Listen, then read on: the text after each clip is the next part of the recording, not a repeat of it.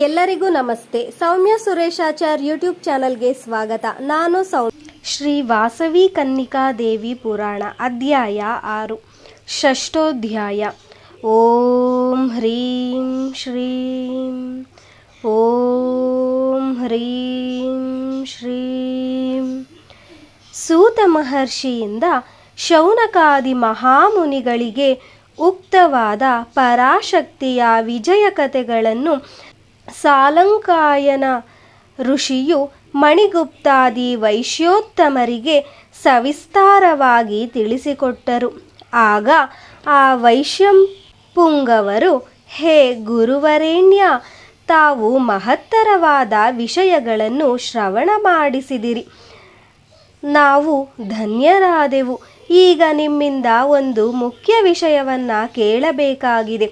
ಪೂರ್ವದಲ್ಲಿ ವರ್ಣವ್ಯವಸ್ಥೆ ಏರ್ಪಟ್ಟ ಮೇಲೆ ಸ್ವಲ್ಪ ಕಾಲಕ್ಕೆ ಬ್ರಹ್ಮಸಭೆಯಲ್ಲಿ ತಮ್ಮ ಗೋತ್ರಾಧಿಕ್ಯತೆಯಿಂದ ಸನ್ಮಾನಿತರಾದ ವೈಶ್ಯರು ಕರ್ಮಭೂಮಿಯಾದ ಮರ್ತ್ಯಲೋಕವನ್ನು ಸೇರಿ ಬಹುಕಾಲ ಸರ್ವ ಸುಖಗಳಿಂದ ಜೀವಿಸಿದರೆಂದು ನೀವು ಹೇಳಿದಿರಿ. ಅವರು ಭೂಲೋಕದಲ್ಲಿ ಯಾವ ರೀತಿ ಪ್ರವರ್ತಿಸಿದರು? ಅಂದಿನ ಆ ವೈಶ್ಯರಲ್ಲಿ ಕೆಲವು ಮಂದಿ ಅಮೋಘವಾದ ತಪಸ್ಸು ಮಾಡಿ ಕೈಲಾಸವನ್ನು ವರವಾಗಿ ಹೊಂದಿದರೆಂದು ಕೇಳಿದೆವು. ಆ ವೃತ್ತಾಂತವನ್ನು ವಾತ್ಸಲ್ಯದಿಂದ ನಮಗೆ ತಿಳಿಸಿಕೊಡಿ ಎಂದು ಪ್ರಾರ್ಥಿಸಿದರು. ಆಗ ಸಾಲಂಕಾಯನರು ಈ ವಿಧವಾಗಿ ಹೇಳಿದರು. ವೈಶ್ಯ ಋಷಿಗಳ ವಿರಕ್ತಿ, ಅಪರಾರ್ಥ ಮುನಿಯ ಉಪದೇಶ. ಸಪ್ತಮವಾದ ವೈವತ್ಸವ ಮನ್ವಂತರ ಕಾಲದಲ್ಲಿ ಕೆಲವು ಮಹಾಯುಗಗಳು ಕಳೆದವು. ಕಾಲಪ್ರಭಾವದಿಂದ ಕ್ರಮಕ್ರಮವಾಗಿ ಪ್ರಪಂಚದಲ್ಲಿ ದುಷ್ಟತ್ವವು ಬೆಳೆಯತೊಡಗಿತು. ಅಧಿಕ ಸಂಖ್ಯಾಂತರಾದ ಮಾನವರು ಇಂದ್ರಿಯ ಲೋಲುಪರಾಗಿ ಧರ್ಮವನ್ನು ಅಲ್ಲಗಳೆದು ಅಧರ್ಮವರ್ತಿಗಳಾದರು.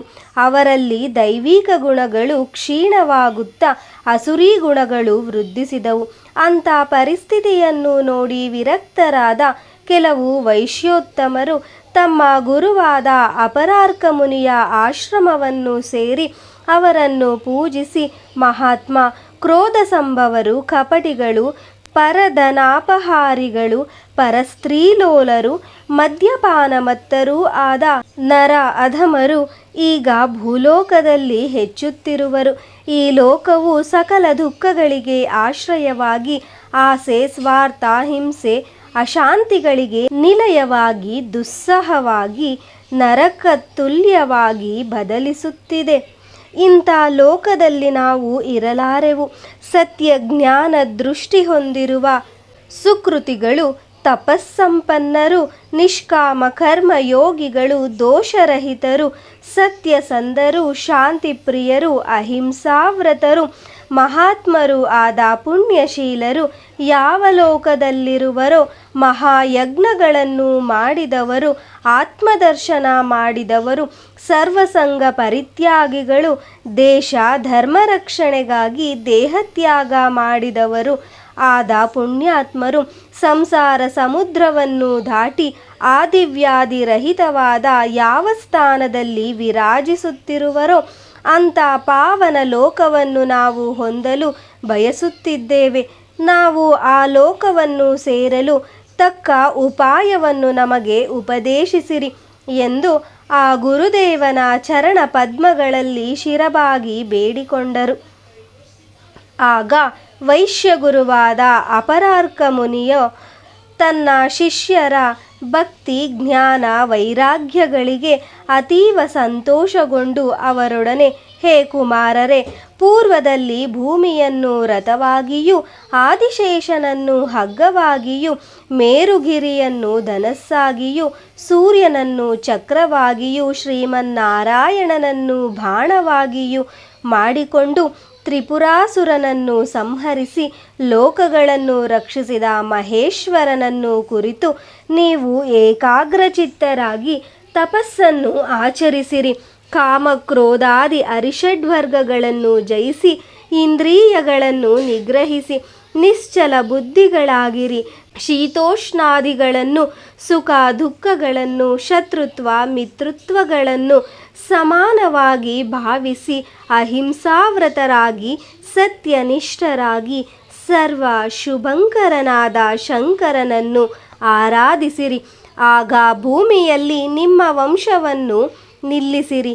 ದೇವ ಋಷಿ ಪಿತರರ ಋಣಗಳನ್ನು ತೀರಿಸಿ ಇಷ್ಟವಸ್ತು ಪರಿತ್ಯಾಗ ಮಾಡಿರಿ.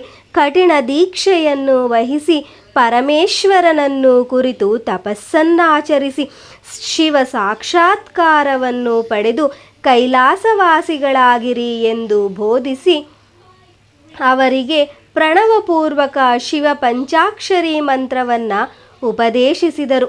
ವೈಶ್ಯಮುನಿಗಳ ಘೋರ ತಪಸ್ಸು, ಕೈಲಾಸವಾಸ, ವರಪ್ರಾಪ್ತಿ. ಗುರುವಚನಾನುಸಾರ ಆರ್ಯವೈಶ್ಯ ಪುಂಗವರು ತಮ್ಮ ಪುತ್ರ ಪೌತ್ರರನ್ನು ಸ್ವಗೃಹಗಳಲ್ಲಿರಿಸಿ ತೀರ್ಥಯಾತ್ರೆಯ ನೆಪದಲ್ಲಿ ತಪಸ್ಸಿಗಾಗಿ ಅಡವಿಗೆ ತೆರಳಿದರು. ಅನಂತರ ಪವಿತ್ರ ಹಿಮಾಲಯ ಪರ್ವತದ ಶಿಖರ ಭಾಗವಾದ ಬ್ರಹ್ಮ ಮಾನಸ ಸರೋವರದ ತೀರ ಪ್ರದೇಶವನ್ನು ಸೇರಿದರು. ಅವರು ಅಲ್ಲಿ ನಿಶ್ಚಲ ಭಕ್ತಿಯಿಂದ ಶಿವಲಿಂಗಗಳನ್ನು ಸ್ಥಾಪಿಸಿ ವಿಭೂತಿ ರುದ್ರಾಕ್ಷಿಗಳನ್ನು ಧರಿಸಿ ವಿದ್ಯುಕ್ತ ಪ್ರಕಾರದಲ್ಲಿ ಶಿವನನ್ನು ಪೂಜಿಸಿದರು.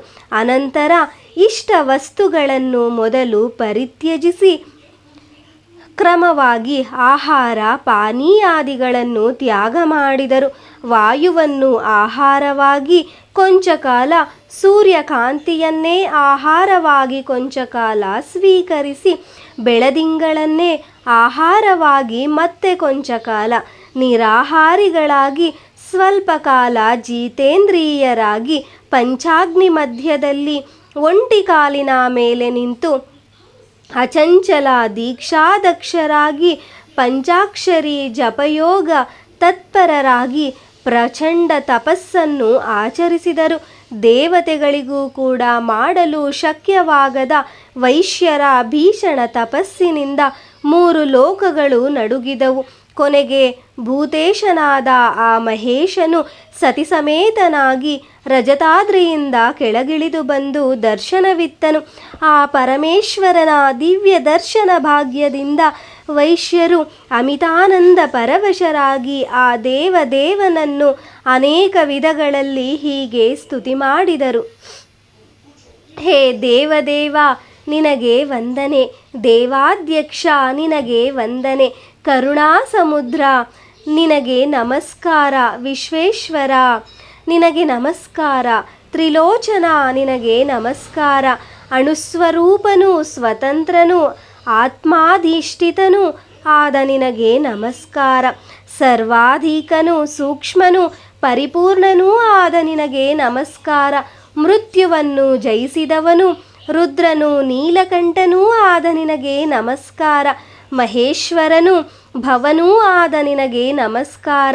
ಪಿನಾಕವನ್ನು, ಬಿಲ್ಲನ್ನು ಧರಿಸಿದವನು, ತ್ರಿಪುರ ಸಂಹಾರಕನೂ ಆದ ನಿನಗೆ ನಮಸ್ಕಾರ. ಅರ್ಧಚಂದ್ರನು, ಕಿರೀಟದಲ್ಲಿರುವವನು, ವಾಮದೇವನೂ ಆದ ನಿನಗೆ ನಮಸ್ಕಾರ. ಪರಿಶುದ್ಧ ಸ್ಫಟಿಕ ಸದೃಶ ದೇಹನು, ಅಂತರ್ಬಹಿರ್ಜಗತ್ತುಗಳನ್ನೆಲ್ಲ ವ್ಯಾಪಿಸಿರುವವನಾದ ನಿನಗೆ ನಮಸ್ಕಾರ. ನಿರ್ಗುಣನು, ಸಗುಣನು, ಶಾಂತನು, ನಿತ್ಯನು, ವಿಕಲ್ಪರಹಿತನೂ ಆದ ವಿರಾಗಿ ಮಹಾತ್ಮ ಮಂಗಳ ಸ್ವರೂಪಿ ನಿನಗೆ ನಮಸ್ಕಾರ.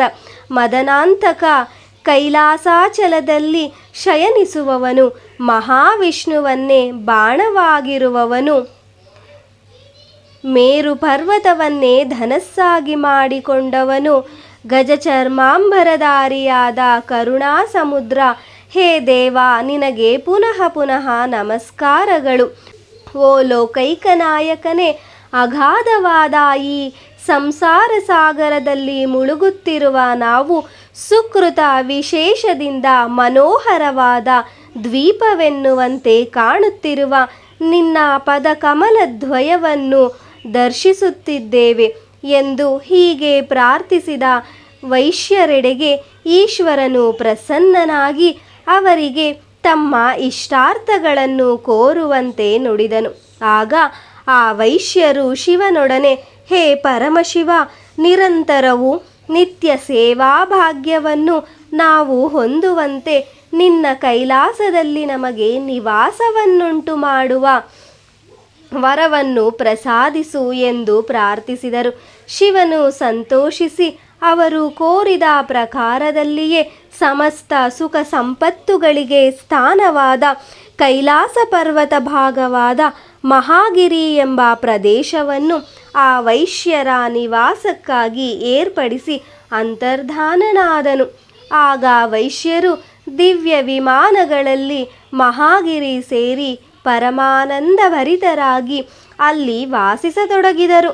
ಕೈಲಾಸವಾಸಿಗಳಾದ ಆ ಸಿದ್ಧ ವೈಶ್ಯರು ಪ್ರಮಥಗಳೊಡಗೂಡಿ ಶಿವ ಸಾನ್ನಿಧ್ಯದಲ್ಲಿ ವಾಸಿಸತೊಡಗಿದರು. ಪೂರ್ವದಲ್ಲಿ ಪರಾಂಬಿಕೆಯಿಂದ ಸಬಾಂಧವ ಮೋಕ್ಷವನ್ನು ವರವಾಗಿ ಕೇಳಿದ ಸಮಾಧಿ ಎಂಬ ವೈಶ್ಯೋತ್ತಮನ ಕೈಲಾಸದಲ್ಲಿ ಸೋಮದತ್ತನೆಂಬ ಹೆಸರಿನಲ್ಲಿ ಜನಿಸಿ ಅಲ್ಲಿಯ ಸಿದ್ಧ ವೈಶ್ಯರಿಗೆ ಅಧಿಪತಿಯಾದನು. ಕೀರ್ತಿಕನ್ಯೆ ವೃತ್ತಾಂತ. ಆ ಸೋಮದತ್ತನಿಗೆ ಬಹಳ ಕಾಲದವರೆಗೂ ಸಂತಾನ ಪ್ರಾಪ್ತಿಯಾಗಲಿಲ್ಲ. ಅವನು ದೇವದರ್ಶಿಯಾದ ನಾರದನ ಉಪದೇಶಾನುಸಾರ ಸಂತಾನ ಪ್ರಾಪ್ತಿಯಾಗಿ ದೇವಿ ಮಹಾಯಜ್ಞವನ್ನು ಆಚರಿಸಿದನು. ಸೋಮದತ್ತನ ಭಕ್ತಿಗೆ ಸಂತೋಷದಿಂದ ಒಲಿದ ಪರಾಂಬಿಕೆಯು ಅವನಿಗೆ ಪುತ್ರಿಯಾಗಿ ಜನ್ಮ ತಾಳಿದಳು. ಆ ಬಾಲಿಕೆಯು ಕುಲಕ್ಕೆಲ್ಲ ಕೀರ್ತಿ ತರುವಳೆಂದು ಆ ಬಾಲಿಕೆಯ ದ್ವಾರ ವೈಶ್ಯ ಸಮುದಾಯಕ್ಕೆ ದುರ್ಬಲವಾದ ಮೋಕ್ಷವು ದೊರೆಯುವುದೆಂದು ಆ ಶಿಶುವಿನ ಜನನ ಕಾಲದಲ್ಲಿ ಆಕಾಶವಾಣಿ ನುಡಿಯಿತು. ಆ ಮಾತುಗಳನ್ನು ಅನುಸರಿಸಿ ಸೋಮದತ್ತನು ತನ್ನ ಕುಮಾರಿಗೆ ಕೀರ್ತಿಕನ್ಯೆ ಎಂದು ನಾಮಕರಣ ಮಾಡಿದನು. ಆ ಕೀರ್ತಿಕನ್ಯೆಯು ದಿನದಿನವೂ ಪ್ರವರ್ಧಮಾನಕ್ಕೆ ಬರುತ್ತಾ ಸಕಲ ಕಲೆಗಳಲ್ಲಿ ನುರಿತು ಯೌವನಾವತಿಯಾದಳು. ತ್ರಿಜಗನ್ಮೋಹಕವಾದ ಆಕೆಯ ಸೌಂದರ್ಯವು, ಆದರ್ಶಪ್ರಾಯವಾದ ಆಕೆಯ ಸೌಶೀಲ್ಯವು, ಅನುಪಮವಾದ ಆಕೆಯ ಭಕ್ತಿ, ಜ್ಞಾನ, ವೈರಾಗ್ಯಗಳು ದೇವತೆಗಳಿಗೂ ಅಚ್ಚರಿಯನ್ನುಂಟು ಮಾಡತೊಡಗಿದವು. ಒಂದು ದಿನ ಆ ಕೀರ್ತಿಕನ್ಯೆಯು ಸರ್ವಾಲಂಕಾರ ಭೂಷಿತಳಾಗಿ ಸಖಿಯರೊಡಗೂಡಿ ಆ ಮಹಾಗಿರಿಯ ಉದ್ಯಾನದಲ್ಲಿ ವಿಹರಿಸುತ್ತಿದ್ದಳು. ಆ ಸಮಯದಲ್ಲಿ ಚಿತ್ರಕಂಠನೆಂಬ ಗಂಧರ್ವನು ಚಂದ್ರಶೇಖರನ ದರ್ಶನಾರ್ಥವಾಗಿ ಹೋಗುತ್ತಾ ವನವಿಹಾರ ಮಾಡುತ್ತಿದ್ದ. ಕೀರ್ತಿಕನ್ಯೆಯನ್ನು ನೋಡಿದನು. ಕನ್ಯಾಕೃತಿಯಲ್ಲಿ ಸಂಚರಿಸುತ್ತಾ ವಿದ್ಯುಲ್ಲತೆಯಂತೆ ಪ್ರಕಾಶಿಸುತ್ತಿದ್ದ ಆ ಕಾಂತಾಮಣಿಯನ್ನು ವೀಕ್ಷಿಸಿದ ಚಿತ್ರಕಂಠನು ಮನ್ಮಥ ಬಾಣ ಪಿಡಿದ ಹೃದಯದವನಾಗಿ ಆಕೆಯನ್ನು ಸಮೀಪಿಸಿ, ಹೇ ಮಂಗಳಾಂಗಿ, ನೀನ್ಯಾರು? ಎಲ್ಲಿಂದ ಬಂದೆ? ಯಾರ ಪುತ್ರಿ ನೀನು? ಹೆಸರೇನು? ಎಂದು ಪ್ರಶ್ನಿಸಿದನು. ಅಷ್ಟರಲ್ಲಿ ಆಕೆಯ ಸಖಿಯು ಅವಳ ವೃತ್ತಾಂತವನ್ನು ಅವನಿಗೆ ತಿಳಿಸಿಕೊಟ್ಟಳು. ಕೀರ್ತಿಕನ್ಯೆಯು ಅವಿವಾಹಿತೆಯೆಂದು ತಿಳಿದು ಚಿತ್ರಕಂಠನು ಮೋಹಾಂಧನಾಗಿ ಆಕೆಯನ್ನು ವಿವಾಹ ಮಾಡಿಕೊಳ್ಳಲು ಬಯಸಿ ತನ್ನ ವಾಂಛೆಯನ್ನು ವ್ಯಕ್ತಪಡಿಸಿದನು. ಆಗ ಕೀರ್ತಿಕನ್ಯೆಯು ಅವನೊಡನೆ, ಎಲೆ ಗಂಧರ್ವರಾಜ, ನಾನು ನಿರಂತರ ಪರಾಂಬಿಕೆಯ ಪದಧ್ಯಾನದಲ್ಲಿ ನಿಮಗ್ನಳಾಗಿರುವೆ. ಐಹಿಕ ಸುಖಾಸಕ್ತಿರಹಿತಳಾಗಿರುವೆ. ಆಜೀವ ಬ್ರಹ್ಮಚಾರಿಣಿಯಾಗಿರಲು ನಿಶ್ಚಯಿಸಿಕೊಂಡಿರುವೆ. ಆದ್ದರಿಂದ ನೀನು ಇಂಥ ಮಾತುಗಳನ್ನು ಆಡದೆ ನಿಲ್ಲಿಸು ಎಂದು ಹೇಳಿ ಅಲ್ಲಿ ನಿಲ್ಲದೆ ತನ್ನ ಗೃಹಕ್ಕೆ ತೆರಳಿದನು. ಕಾಮಾಂಧನಾಗಿ ವಿವೇಕವನ್ನು ಕಳೆದುಕೊಂಡ ಗಂಧರ್ವರಾಜನು ವೈಶ್ಯರ ನಿವಾಸಕ್ಕೆ ತೆರಳಿ ಅಲ್ಲಿ ವೈಶ್ಯಮುನಿ ಸಂಘವನ್ನು ಕಂಡು ಕೀರ್ತಿಕನ್ಯೆಯನ್ನು ತನಗಿತ್ತು ವಿವಾಹ ಮಾಡಿಕೊಡಿ ಎಂದು ಮತ್ತೆ ಪ್ರಾರ್ಥಿಸಲು ಆ ವೈಶ್ಯರು ಅವನ ಅನುಚಿತ ಸಂಭಾಷಣೆಯನ್ನು ಕೇಳಿ ಬೇಸರದಿಂದ ಅವನ ಕೋರಿಕೆಯನ್ನು ನಿರಾಕರಿಸಿದರು. ಆಗ ಗಂಧರ್ವರಾಜನು ಕೋಪೋದ್ರಿಕ್ತನಾಗಿ ಕೆರಳುತ್ತಾ ವೈಶ್ಯರನ್ನು ನೋಡಿ, ಹೇ ದುಷ್ಟರೇ, ಅನಂತ ಶಕ್ತಿ ಸಂಪನ್ನನಾದ ನನ್ನನ್ನು ವಿರೋಧಿಸಿದ ಈ ಕನ್ಯೆಯು ಆಕೆಯ ಬಂಧುಗಳಾದ ನೀವೆಲ್ಲರೂ ಧರೆಯಲ್ಲಿ ಹುಟ್ಟಿ ಭಯಂಕರವಾದ ಅಗ್ನಿಯಲ್ಲಿ ಭಸ್ಮವಾಗುವಂತಾಗಲಿ ಎಂದು ಘೋರವಾಗಿ ಶಪಿಸಿದನು. ಗಂಧರ್ವರಾಜನು ತಮ್ಮನ್ನು ನಿಷ್ಕಾರಣವಾಗಿ ಶಪಿಸಿದ್ದಕ್ಕಾಗಿ ವೈಶ್ಯರು ಸಹ ಆತನಿಗೆ, ನೀನು ಸರ್ವಭ್ರಷ್ಟನಾಗಿ ಮನುಷ್ಯಲೋಕದಲ್ಲಿ ಜನ್ಮ ತಾಳಿ ಸಿಡಿಲಿನಂಥ ವಾರ್ತೆಯನ್ನು ಕೇಳಿ ಶಿರಸ್ಸು ಸಹಸ್ರ ಹೋಳುಗಳಾಗಿ ಘೋರ ಮರಣವನ್ನು ಹೊಂದುವಂತಾಗಲಿ ಎಂದು ಪ್ರತಿಶಾಪವಿತ್ತರು. ಅದರಿಂದ ಮಣಿಪುರಾಧಿಪತಿಯಾದ ಆ ಗಂಧರ್ವನಿಗೂ ಕೈಲಾಸವಾಸಿಗಳಾದ ವೈಶ್ಯರಿಗೂ ಅಂದಿನಿಂದ ವೈರವು ಪ್ರಾರಂಭವಾಯಿತು. ಕಾಲವು ಕಳೆಯತೊಡಗಿತು. ಒಂದು ದಿನ ವೈಶ್ಯರು ಮಂದಾಕಿನಿ ನದಿಯಲ್ಲಿ ಸ್ನಾನ ಮಾಡುತ್ತಿರಲು ಚಿತ್ರಕಂಠನು ಅವರ ಮೇಲೆ ಗಂಧರ್ವ ಮಾಯೆಯನ್ನು ಪ್ರಯೋಗಿಸಿದನು. ಆ ಮಾಯಾ ಪ್ರಭಾವದಿಂದ ವೈಶ್ಯರು ನದೀ ಜಲದಿಂದ ಹೊರಬರಲಾಗದೆ ಭೀತರಾಗಿ ಪರಾಂಬಿಕೆಯನ್ನು ಮನಸಾರ ಧ್ಯಾನಿಸಿ ಶರಣು ಬೇಡಿದರು. ಕೂಡಲೇ ಪರಮೇಶ್ವರಿಯ ಅನುಗ್ರಹದಿಂದ 2 ದಿವ್ಯ ನೌಕೆಗಳು ಅವರ ಸಮೀಪಕ್ಕೆ ಬಂದವು. ವೈಶ್ಯರು ಆ ದೋಣಿಗಳನ್ನು ಹತ್ತಿ ಶೀಘ್ರವಾಗಿ ದಡ ಸೇರಿ ಪ್ರಾಣಗಳನ್ನು ದಕ್ಕಿಸಿಕೊಂಡರು. ದುಷ್ಟ ಚಿತ್ರಕಂಠನ ದುಶ್ಚರ್ಯಗಳನ್ನು ನೋಡಿ ಆಗ್ರಹಗೊಂಡ ಪರಾಂಬಿಕೆಯು ಆ ಗಂಧರ್ವರಾಜನನ್ನು ತನ್ನ ನೇತ್ರದ ಉರಿಯಿಂದ ದಹಿಸಿಬಿಟ್ಟಳು. ಅನಂತರ ತನ್ನ ಭಕ್ತರಾದ ವೈಶ್ಯರನ್ನು ನೋಡಿ, ಹೇ ವೈಶ್ಯೋತ್ತಮರೇ, ಭಂಡಾಸುರನ ವಶದಿಂದ ಈ ಗಂಧರ್ವರಾಜನು ಭವಿಷ್ಯದಲ್ಲಿ ಮತ್ತೊಂದು ಜನ್ಮ ಹೊಂದಿ ನಿಮ್ಮನ್ನು ಪೀಡಿಸುವನು. ಆದ್ದರಿಂದ ಸಾವಧಾನವಾಗಿರಿ ಎಂದು ಎಚ್ಚರಿಸಿ ಅದೃಶ್ಯಳಾದಳು. ಆಗ ಆ ವೈಶ್ಯರು ನಿಜ ನಿವಾಸಕ್ಕೆ ಸೇರಿ ಸುಖವಾಗಿದ್ದರು. ಅವರು ಆದಿಪರಾಶಕ್ತಿಯನ್ನು ಆರಾಧಿಸುತ್ತಾ ನಿರಂತರ ಕೈಲಾಸಪತಿಯನ್ನು ಸೇವಿಸುತ್ತಾ ಅಲಕಾಧಿಪತಿಯಾದ ಕುಬೇರನ ಆಶ್ರಯದಲ್ಲಿ ತಮ್ಮ ನಿವಾಸವಾದ ಮಹಾಗಿರಿಯನ್ನು ಅನಂತೈಶ್ವರ್ಯವಂತರಾಗಿ ರೂಪಿಸಿಕೊಳ್ಳುತ್ತಾ ಕಾಲವನ್ನು ಕಳೆಯತೊಡಗಿದರು. ಹೀಗೆ ಯುಗಗಳು ಕಳೆದವು. ಮಹತ್ತರವಾದ ಈ ಕೀರ್ತಿಕನ್ಯೆಯ ವೃತ್ತಾಂತವನ್ನು ಕೇಳಿದವರು ಓದಿದವರು ಪರಾಂಬಿಕೆಯ ಕೃಪೆಗೆ ಪಾತ್ರರಾಗಿ ವಿಧಿವಶದಿಂದ ಉಂಟಾಗುವ ಆಪತ್ತುಗಳಿಂದ ಕೂಡ ಹೊರಬರಲು ಸಾಧ್ಯವೆಂದು ಸಾಲಂಕಾಯನ ಋಷಿ ಮಣಿಗುಪ್ತಾದಿಗಳಿಗೆ ತಿಳಿಸಿದರು. ಸಾಲಂಕಾಯನರಿಂದ ಕೀರ್ತಿಕನ್ಯೆಯ ವೃತ್ತಾಂತವನ್ನು ಕೇಳಿದ ಮಣಿಗುಪ್ತಾದಿ ವೈಶ್ಯಪುಂಗವರು ಗುರುಗಳೊಡನೆ, ಮುನಿ ಉತ್ತಮ, ಕೈಲಾಸದಲ್ಲಿ ನಿವಾಸ ಮಾಡುತ್ತಿದ್ದ ವೈಶ್ಯ ಋಷಿಗಳು ಯಾವಾಗ ಯಾವ ಕಾರಣದಿಂದ ಭೂಲೋಕವನ್ನು ಸೇರಿದರು? ಆ ವೃತ್ತಾಂತವನ್ನು ದಯಮಾಡಿ ತಿಳಿಸಿ ಎಂದು ಪ್ರಾರ್ಥಿಸಿದರು. ಆಗ ಸಾಲಂಕಾಯನರು ಪೂರ್ವದಲ್ಲಿ ವ್ಯಾಸ ಶಿಷ್ಯನಾಗಿದ್ದ ಸೂತ ಮಹಾಮುನಿ ಶೌನಕಾದಿ ಮಹರ್ಷಿಗಳಿಗೆ ಹೇಳಿದ ವಿಧದಲ್ಲೇ ನಾನು ಆ ಮಹತ್ತರ ವೃತ್ತಾಂತವನ್ನು ನಿಮಗೆ ಈಗ ತಿಳಿಸುವೆನು ಎಂದು ವಿವರಿಸತೊಡಗಿದರು. ದಕ್ಷಯಜ್ಞ, ದಾಕ್ಷಾಯಣಿ, ದೇಹತ್ಯಾಗ. ಹೇ ಮಣಿಗುಪ್ತಾದಿಗಳೇ, ಸತೀದೇವಿಯ ತಂದೆಯಾದ ದಕ್ಷ ಪ್ರಜಾಪತಿಯು ಬ್ರಹ್ಮಾಧಿಪತ್ಯವನ್ನು ಹೊಂದಿದ್ದರಿಂದ ಗರ್ವಿತನಾಗಿ ವಾಜಪೇಯವೆಂಬ ಯಜ್ಞವನ್ನು ಮಾಡಲು ಸಂಕಲ್ಪಿಸಿ ಸಕಲ ದೇವತೆಗಳನ್ನು ಆಹ್ವಾನಿಸಿದನು. ಆದರೆ ತನ್ನ ಅಳಿಯನಾದ ಶಿವನನ್ನು ಮಾತ್ರ ಆಹ್ವಾನಿಸಲಿಲ್ಲ. ಬ್ರಹ್ಮಾದಿ ದೇವತೆಗಳೆಲ್ಲರೂ ಆ ಯಜ್ಞಕ್ಕೆ ಹೊರಡುತ್ತಿದ್ದದ್ದನ್ನು ಕಂಡು ದಾಕ್ಷಾಯಣಿಯು ಶಿವನೊಡಗೂಡಿ ಯಜ್ಞಕ್ಕೆ ಹೊರಡಬೇಕೆಂದು ಬಯಸಿದಳು.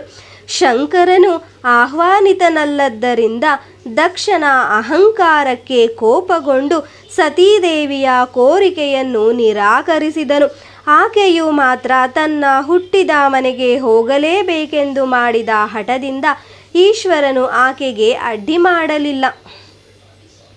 ದಾಕ್ಷಾಯಿಣಿಯು ಆ ಯಜ್ಞಕ್ಕೆ ಹೊರಟಳು. ಆದರೆ ಆಕೆಯ ಜನನಿ ಜನಕರು ಮಗಳನ್ನು ನಿರಾಧರಣೆಯಿಂದ ಕಂಡರಲ್ಲದೆ ಶಿವನನ್ನು ಕುರಿತು ಅವಹೇಳನವಾಗಿ ಮಾತನಾಡಿ ಅವಮಾನಿಸಿದರು.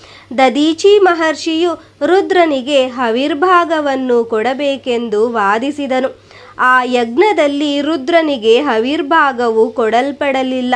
ತಂದೆಯಿಂದ ಹೀಗೆ ಅವಮಾನಿತಳಾದ ಸತೀದೇವಿಯು ರೋಷಪೂರಿತಳಾಗಿ ತನ್ನ ದೇಹದಿಂದ ಯೋಗಾಗ್ನಿಯನ್ನು ಸೃಷ್ಟಿಸಿಕೊಂಡು ದಗ್ಧವಾಗಿ ಹೋದಳು. ಆಗ ರುದ್ರನು ಪ್ರಳಯಕಾಲ ರುದ್ರನಾಗಿ ತನ್ನ ಜಟೆಯಿಂದ ವೀರಭದ್ರನನ್ನು ಪ್ರಭವಿಸಿದನು. ವೀರಭದ್ರನು ದಕ್ಷ ಯಜ್ಞವನ್ನು ಧ್ವಂಸ ಮಾಡಿದನು. ಆಗ ಶಂಕರನು ಸತೀವಿಯೋಗದಿಂದ ಭ್ರಾಂತನಾಗಿ ತಿರುಗುತ್ತಾ ಹಿಮಾಲಯವನ್ನು ಸೇರಿ ಧ್ಯಾನಮಗ್ನನಾಗಿ ಪ್ರಪಂಚವನ್ನು ಮರೆತು ಕಾಲ ಕಳೆಯಲಾರಂಭಿಸಿದನು. ಶಿವಶಕ್ತಿ ಸ್ವರೂಪಿಣಿಯಾದ ಸತೀದೇವಿ ಇಲ್ಲದೆ ಹೋದದ್ದರಿಂದ ಸಮಸ್ತ ಚರಾಚರ ವಿಶ್ವವು ಸೌಭಾಗ್ಯಹೀನವಾಯಿತು. ಎಲ್ಲರ ಹೃದಯ ಕೋಶಗಳಲ್ಲಿದ್ದ ಆನಂದರಸವು ಇಂಗಿಹೋಯಿತು. ಶಕ್ತಿಹೀನವಾದ ವಿಶ್ವದಲ್ಲಿ ಗ್ರಹಗತಿಗಳು ವಿಪರೀತವಾದವು. ತಾರಕಾಸುರನ ವೃತ್ತಾಂತ. ಆ ಸಮಯದಲ್ಲಿಯೇ ತಾರಕನೆಂಬ ಮಹಾರಾಕ್ಷಸನು ಬ್ರಹ್ಮನಿಂದ ಅಮೋಘ ವರಗಳನ್ನು ಹೊಂದಿ ತ್ರಿಲೋಕಗಳನ್ನು ಜಯಿಸಿದನು. ಅವನ ದುರಾಚಾರಕ್ಕೆ ಗುರಿಯಾಗಿ ಭೂಲೋಕವು ತಲ್ಲಣಿಸಿತು. ದ್ವಿಜರಾಜ, ವೈಶ್ಯ, ಕ್ಷತ್ರಿಯ, ಬ್ರಾಹ್ಮಣರೆಲ್ಲರೂ ಆ ಮಹಾದೈತ್ಯನಿಗೆ ಭಯಪಟ್ಟು ದಿಕ್ಕು ದಿಕ್ಕುಗಳಿಗೆ ಓಡಿ ಹೋದರು. ವ್ಯವಸಾಯ ವ್ಯಾಪಾರಗಳು ಕುಂಠಿತವಾದವು. ಯಜ್ಞ ಯಾಗಾದಿಗಳು ಅಪರೂಪವಾದವು. ವೈದಿಕ ಧರ್ಮಾಚರಣೆಯ ಅದೃಶ್ಯವಾಯಿತು. ಎಲ್ಲಿ ನೋಡಿದರೂ ದಾರಿದ್ರ್ಯವು ತಾಂಡವವಾಡತೊಡಗಿತು. ಶಿವನಿಗೆ ಹುಟ್ಟಿದ ಕುಮಾರನಿಂದ ಮಾತ್ರವೇ ತನಗೆ ಮರಣ ಸಂಭವಿಸಲೆಂದು ಬ್ರಹ್ಮನಿಂದ ವರವನ್ನು ಹೊಂದಿದ ತಾರಕಾಸುರನು ಆ ಶಿವನಿಗೆ ಹುಟ್ಟಿದ ಪುತ್ರನಿಲ್ಲದಿದ್ದರಿಂದ ತನಗೆ ಮೃತ್ಯುವೇ ಬಾರದೆಂದು ಭಾವಿಸಿ ಮೆರೆಯತೊಡಗಿದನು. ಸತಿ ವಿಯೋಗದಲ್ಲಿದ್ದ ಶಿವನಿಗೆ ಕುಮಾರ ಜನನವು ಹೇಗೆಂದು ದೇವತೆಗಳೆಲ್ಲ ವಿಚಾರಗ್ರಸ್ತರಾದರು. ಅವರು ವೈಕುಂಠವಾಸಗಳಿಗೆ ಶರಣಾದರು. ಆಗ ವಿಷ್ಣುವು ಸಕಲ ದೇವತಾ ಸಮೇತನಾಗಿ ಹಿಮಗಿರಿಗೆ ಆಗಮಿಸಿ ಪರಾಶಕ್ತಿಯನ್ನು ಸುಪ್ರೀತಳಾಗಿ ಮಾಡುವುದಕ್ಕಾಗಿ ಬಹುವಿಧಗಳಲ್ಲಿ ದೇವಿ ಯಜ್ಞಗಳನ್ನು ಆಚರಿಸಿದರು. ದೇವತೆಗಳಿಗೆ ಪರಾಶಕ್ತಿಯ ಸಾಕ್ಷಾತ್ಕಾರ ಹೀಗಿರಲು ಅಕಸ್ಮಾತಾಗಿ ಚೈತ್ರ ಶುಕ್ಲ ನವಮಿ ಶುಕ್ರವಾರದ ದಿನ ಶ್ರುತಿಬೋಧಿತೆಯಾದ ಪರಾಶಕ್ತಿಯ ತೇಜಸ್ಸು ದೇವತೆಗಳ ಎದುರು ಆವಿರ್ಭವಿಸಿತು. ಕೋಟಿ ರವಿಚಂದ್ರರ ಪ್ರಕಾಶದೊಡನೆ ಕೋಟಿ ವಿದ್ಯುಲ್ಲತೆಗಳಿಂದ ಬೆಳಗುವ ಆ ಮಹಾ ತೇಜಸ್ಸು ಸುಂದರಾತಿ ಸುಂದರವಾದ ರೂಪವನ್ನು ಧರಿಸಿತು. ಪಾಶಾಂಕುಶ ವರದ ಅಭಯ ಹಸ್ತ ಮುದ್ರೆಗಳನ್ನು ತಾಳಿದ ಚತುರ್ಭುಜೆಯಾಗಿ ದೇವತೆಗಳ ಎದುರು ನಿಂತಳು. ದೇವತೆಗಳು ಆ ಜಗನ್ಮಾತೆಯನ್ನು ಅನೇಕ ಬಗೆಗಳಲ್ಲಿ ಕೀರ್ತಿಸಿದರು. ತಾರಕಾಸುರನಿಂದ ತಮಗೆ ಉಂಟಾಗುತ್ತಿದ್ದ ಬಾಧೆಗಳನ್ನು ಕುರಿತು ಆ ತಾಯಿಗೆ ಭಿನ್ನವಿಸಿ ತರುಣೋಪಾಯವನ್ನು ಪ್ರಸಾದಿಸೆಂದು ಪ್ರಾರ್ಥನೆ ಮಾಡಿದರು. ಆಗ ಆ ದೇವಿಯು ಪ್ರಸನ್ನಳಾಗಿ ದೇವತೆಗಳನ್ನು ನೋಡಿ, ಹೇ ಅಮರರೇ, ದಕ್ಷದ್ವಾರ ಸಮಯದಲ್ಲಿ ದೇಹತ್ಯಾಗ ಮಾಡಿದ ನನ್ನ ಅವತಾರ ರೂಪಿಣಿಯಾದ ದಾಕ್ಷಾಯಣಿಯು ನನ್ನ ಭಕ್ತನಾದ ಹಿಮವಂತನಿಗೆ ಪುತ್ರಿಯಾಗಿ ಪಾರ್ವತಿಯಾಗಿ ಜನಿಸಬಲ್ಲಳು. ಆಕೆಯನ್ನು ಶಂಕರನಿಗಿತ್ತು ವಿವಾಹ ನಡೆಸಿರಿ. ಆ ಗೌರಿಯು ತನ್ನ ಪುತ್ರನಿಂದ ತಾರಕಾಸುರ ಸಂಹಾರ ರೂಪದ ನಿಮ್ಮ ಕಾರ್ಯವನ್ನು ನೆರವೇರಿಸಬಲ್ಲಳು ಎಂದು ಹೇಳಿ ಅದೃಶ್ಯಳಾದಳು. ದೇವಿ ಪ್ರಭಾವದಿಂದ ಹಿಮವಂತನ ಪತ್ನಿಯಾದ ಮೇನಕೆಯು ಗರ್ಭವತಿಯಾದಳು. ಒಂದು ಶುಭ ಮುಹೂರ್ತದಲ್ಲಿ ಪುತ್ರಿಕಾರತ್ನಕ್ಕೆ ಜನ್ಮ ನೀಡಿದಳು. ದೇವಿಯ ಜನ್ಮದಿನದಲ್ಲಿ ಸಮಸ್ತ ದೇವತೆಗಳ ಮಂಗಳವಾದ್ಯಗಳು ಮೊಳಗಿದವು. ಎಲ್ಲೆಡೆ ಪುಷ್ಪ ವರ್ಷವಾಯಿತು. ಪಾರ್ವತೇಶ್ವರನ ಮಗಳಾದ್ದರಿಂದ ಆ ಕುಮಾರಿಯು ಪಾರ್ವತಿ ಎಂಬ ನಾಮವನ್ನು ಧರಿಸಿದಳು. ದಿನದಿನವೂ ಅಭಿವೃದ್ಧಿ ಹೊಂದಿ ಆ ಬಾಲೆಯು ನವಯೌವನಾವತಿಯಾದಳು. ಹಿಮಾಲಯದಲ್ಲಿ ಯೋಗನಿಷ್ಠೆಯಿಂದ ಕುಳಿತಿದ್ದ ಈಶ್ವರನ ಸೇವೆಗಾಗಿ ಹಿಮವಂತನು ಪಾರ್ವತಿಯನ್ನು ನೇಮಿಸಿದನು. ಆಕೆಯು ಅತ್ಯಂತ ಭಕ್ತಿ ಶ್ರದ್ಧೆಗಳಿಂದ ಶಿವನಿಗೆ ಪರಿಚರ್ಯೆ ಮಾಡುತ್ತಿದ್ದಳು. ಕಂದರ್ಪ ಭಂಜನ.